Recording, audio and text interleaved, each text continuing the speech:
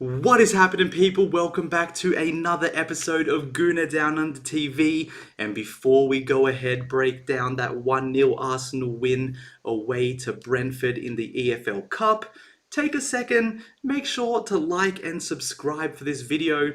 Don't even really know what the like button does, but everyone knows somehow, some way, it does something in the background. So please take the time to do it. It really does help out the channel.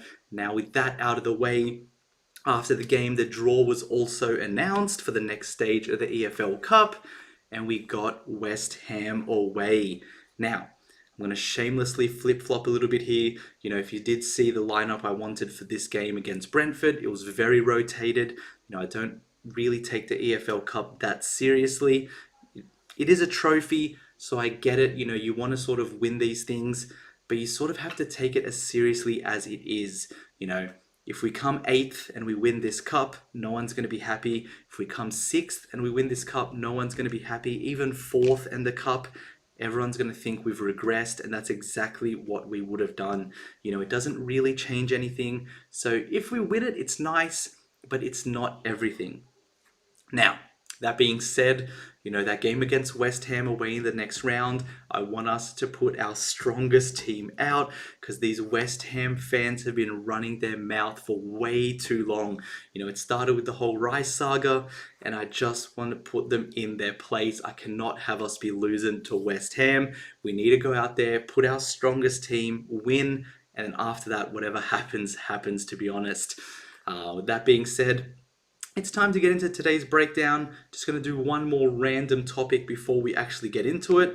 You know, looking at Thomas Frank, don't know if anyone's seen How I Met Your Mother, but I was getting constant the captain vibes, and he just seems scarier and scarier every time I see him. You know, he's one of those guys where if you're a player on his team and you screw up, I would be absolutely crapping it. You know, he's just got that look in his eyes, and you produce constant fear from it. If you've seen the show, let me know what you think, if it's sort of a nice comparison. If not, I'm just going to randomly move on and we can all forget I even brought anything up. Now, the first talking point is Mikel Arteta. Did a very similar lineup to what I wanted. You know, he did have Gabriel and Ben White in, where I sort of had Walters and D'Souza. I thought, you know, let some academy players have a chance in this game. And he did, to be fair, you know, but he was in the attacking position. He went quite strong in defense, just sort of shore things up. And attack, was it Sago Jr.? Didn't even hear of him before this game. You know, usually you sort of hear of the upcoming players like a Souza or a Walters. This guy I've never even heard of, and he gets a start in the cup. So, you know, a massive moment to him. Thought he played pretty well, you know, didn't do anything outstanding, but he pressed, you know, he played with energy. And when you're a youngster, that's all you can really ask for. But besides that, you know, I was really happy with the rotation Mikel did overall. You know, bringing in the likes of the Tomiyasu, Smith Rowe. It was good to see Reiss Nelson finally get a start as well. I think, you know, every time he's played, he's more than deserved this opportunity. And then, you know, likes of Havertz, again, getting another opportunity. And, you know, what better way to segue into talking about Kai Havertz? You know, I don't want to keep talking about him episode after episode, week after week, but I feel like he's such a hot talking point every single game. Some of it's fair, some of it's not. Look, what I will say, he got so much crap for that Tottenham result. Personally, I thought when he came on at half-time, he did quite well. A lot of people are saying he was rubbish, didn't do anything. I thought he played much better than Fabio Vieira, who for me was completely run off the park and just bullied and manhandled in that game. He could not live up to the physicality. Whereas I think Havertz did, you know, he won the ball back a few times, you know, he was in the duels, he was getting physical, he was able to carry the ball a few times, play some forward passes, and I think that's what we are looking for. The only problem with Havertz, similar to today's game or yesterday, depending when you're watching this, is it's just the moments he has are so far apart from each other. You know, we all want him to be that guy who sort of takes the game by the scruff of the neck, you know, dominates. We can all see what he's doing, but he doesn't look like he's going to ever be that player. Now, what he does look like he can be is someone that produces good moments occasionally. And I think the only thing is we need that slightly more frequently. Today I finally saw something out of him in the attacking aspect. It was that opportunity where he laid it off to Reiss Nelson. Reiss Nelson just missed it. I thought it was a good cutback from Havertz, and Nelson missed. Otherwise, it would have been an assist. Now, if he got that assist, maybe, people would be talking about Kai Havertz, finally getting on the output board, whatever you want to call it. But small margins, he didn't, so no one's really sort of bringing that up. Now, even more important than the cutback was, I thought, how he got there. As soon as Zinchenko came on, they were starting to form a nice little partnership sort of combinations. And what I like to see was Zinchenko on that left back position. I believe it was Reiss Nelson sort of coming towards Zinchenko, bringing their fullback with him, and then Havertz quickly running into that space. And that was how he sort of got open for that cutback. I thought it was really good. And if we can see more of that, then I think we might finally start getting our money's worth. I think, Havertz is an intelligent player. He does make good runs. I think he still just needs to find ways to sort of make those to contribute to our team. Unfortunately, he's not a Maddison where he can just get onto the ball and then sort of dictate play, and you can see that quick impact. I think he is someone who's going to have to find a way to learn and find where his moments can be. To be fair to him, my biggest thing with him coming in for that left-sided 8 was I thought he was going to struggle defensively, and I think a lot of us did. To be honest, he's been doing that really well. Anytime they have set pieces, he's the one very oftenly heading it out, clearing the ball, winning duels, getting into the physical battle, even little things like, sort of roughing the other team up every now and then. Yes, he gets fouled for it, but I think that's something that, we lack as a team. We're not very physical, and I think he's someone, to be fair to him, who's been doing that quite well. Now, like I said, it's not enough, and I want to see more, but that cutback was a glimpse.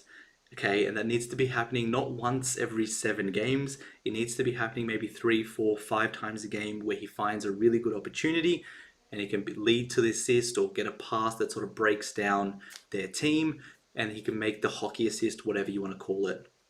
But like I said, we saw a glimpse. Now I need to see more of it.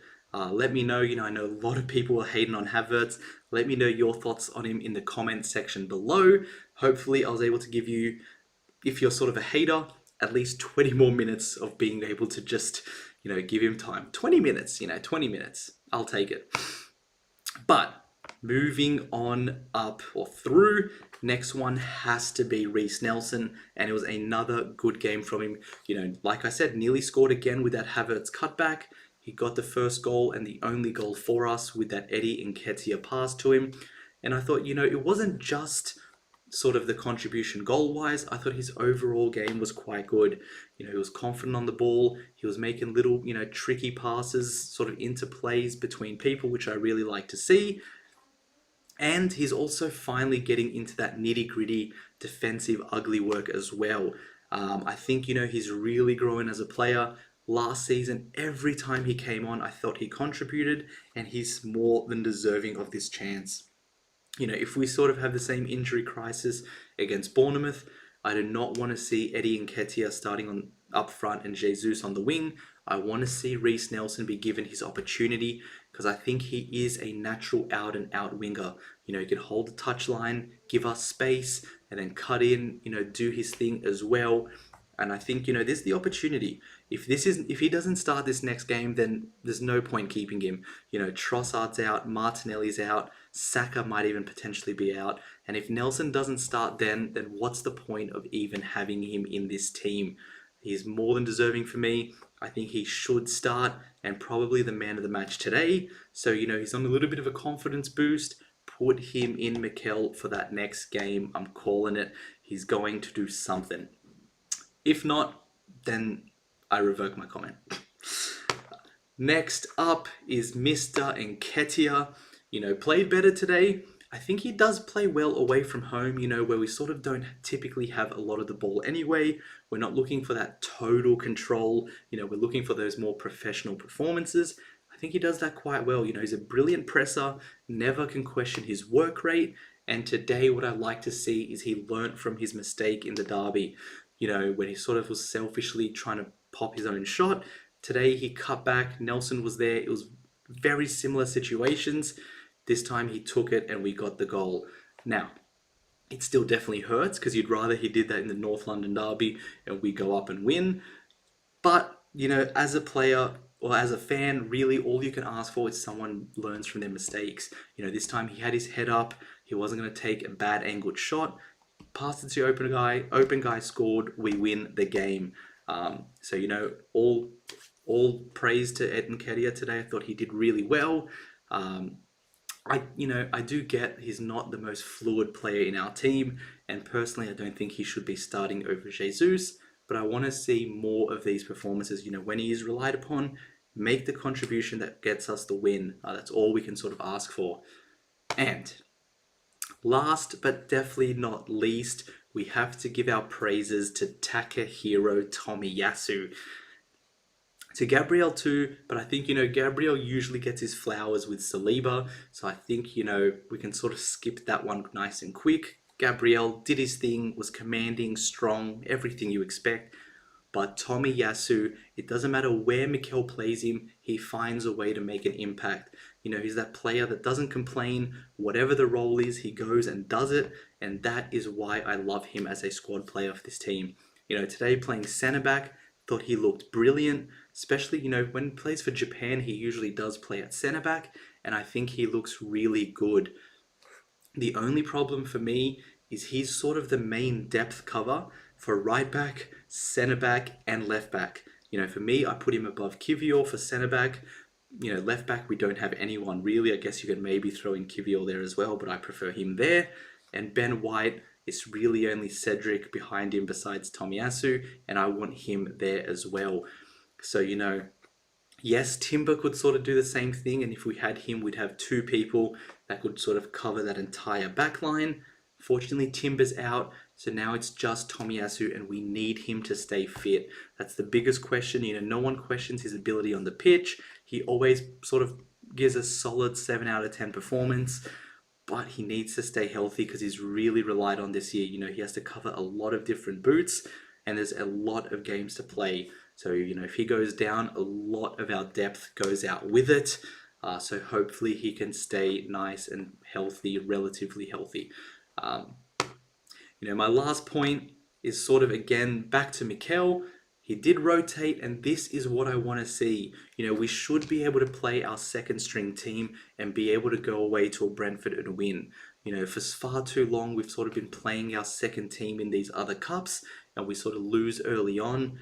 But, we are Arsenal, we want to compete with City, and if we have the depth that we've sort of been saying we do have, we should be going out here and winning. There shouldn't be any excuses of, it's our second team. Our second team should be strong enough to compete and go out there and say, hey, this is my chance to, make that starting 11, to sort of make a mark, get that confidence boost, and give a reason for Mikel to have a headache about who to choose for that next game. But, I was really happy with the overall game. Glad we rotated. Glad we got out relatively injury-free. Don't think anyone picked up an injury, which is good. So now we move on to Bournemouth on the weekend. Let me know what you thought about today's game. Did you think we sort of played well? Was it shaky for you? Did you feel confident the whole time? Let me know in the comments section below. And like I said at the start of the video, please make sure to like and subscribe. It really does help out. But for today, that's all from me. Peace.